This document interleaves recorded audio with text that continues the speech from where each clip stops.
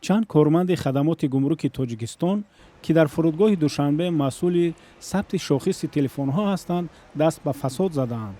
Азим Турсунзода, муовини якуми сардори ин ниҳод, дар ҳузури хабарнигорон ин иттилоъро тасдиқ кард. баъзе мушкилиҳо буд, ки масъалаи ҳамин имтиёзнока баъзе коргарои хадамоти гумрук корои номатлуб ба даст зада истода, ози нисбати ва ё тафтишот рафта истодааст. Баъд аз тафтишот маълум мешавад. азимзода теъдод ва шахсияти ин кормандонро ошкор накард, вале бино ба маълумоте ки Радиои Озодӣ аз манбаъҳои огоҳи худ дарёфт кард, танҳо яке аз гумонбарон дар фурудгоҳ бештар аз 400 000 сомонӣ камомад доштааст. сабти шохис ё имеи телефонҳои мобилӣ, планшет ва ноутбукҳо, ки бо як қарори ҳукумати Тоҷикистон аз 1 октябри 2023 ҳатмӣ шуд, ҳолатҳои коррупсиониро ба миён овардааст. шаҳрвандон ва меҳмонони Тоҷикистон дар гузаргоҳҳои марзӣ бояд дастгоҳҳои имеидори худро сабт кунанд ва як шахс ҳаққи ройгон сабт кардани 2 дастгоҳро дорад. дар сурати сабт нашудан, кори ин дастгоҳҳо аз сӯи ширкати Net Solutions хомӯш карда мешавад. аммо шаҳрвандон аз мушкилоту сарсониҳои зиёд дар ин гузаргоҳҳо шикоят мекунанд. мо охири моҳи май ба Душанбе омадем. Хостем телефонҳоямонро сабти ном кунем. навбатпоӣ зиёд буд. 1 соат баъд гуфтанд, ки агар телефон айфон бошад, аз як одам танҳо аз 1 нафарро ба қайд мегирем.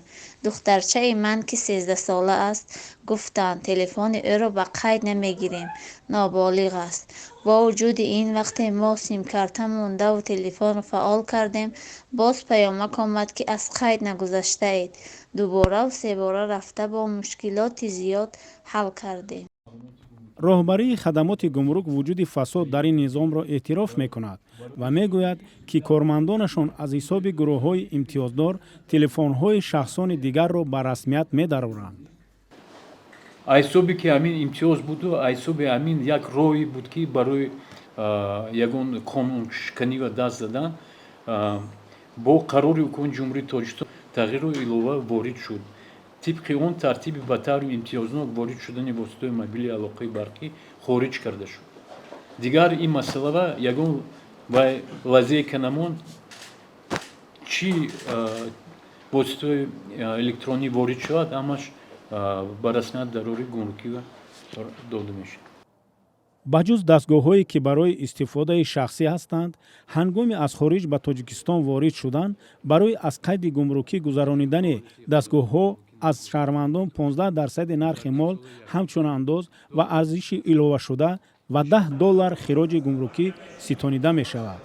ба ҷуз ин 50 сомонӣ маблағи сабти имей ҳам аз сокинон аз сӯи ширкати Net Solutions гирифта мешавад. ширкате ки мақомот моликонашро ошкор намекунанд. бар асоси маълумоти хадамоти гумрук аз 1 октябри соли 2023 қариб 760 000 телефони ҳамроҳ, планшет ва компютерҳои ҷайбӣ дар ин низоми давлатӣ ба расмияти гумрукӣ дароварда сабти ном шудааст. то 3 июн аз ин система пардохтҳои гумрукӣ дар ҳаҷми беш аз $11 миллион амрикоӣ ба буҷа ворид гаштааст. осебе расида аз фасод шумориш ё эълон нашудааст.